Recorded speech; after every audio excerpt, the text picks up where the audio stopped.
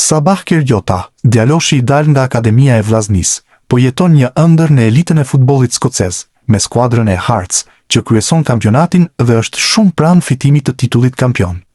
Skuadra e talentit shqiptar arriti një fitore të artë pas ditën e sotme ndaj Hibernian me rezultatin 1-2, ku protagonist u bë edhe 24 vjeçari. Kergjota u aktivizua në startin e pjesës së dytë, teksa në minutën e 86 asistoi për golin e fitores të shënuar nga Spital. Ky ishte asisti i dytë në 17 aktivizime në kampionat për shqiptarin. Kergjota u largua nga Akademia e Vllaznisë që në moshën 17 vjeçare në vitin 2018 për të provuar skuadra të ndryshme në futbollin italian në nivel akademish e më pas me skuadrat e të rriturve.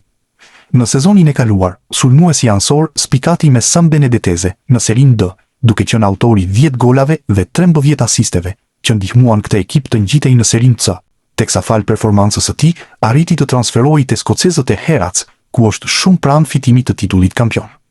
Skuadra e tij kryeson me 73 pikë, 3 më shumë se Celticu i vendit të dytë dhe 4 më shumë se Rangers që mban vendin e tretë, kur kanë mbetur edhe 4 ndeshje nga fundi i kampionatit.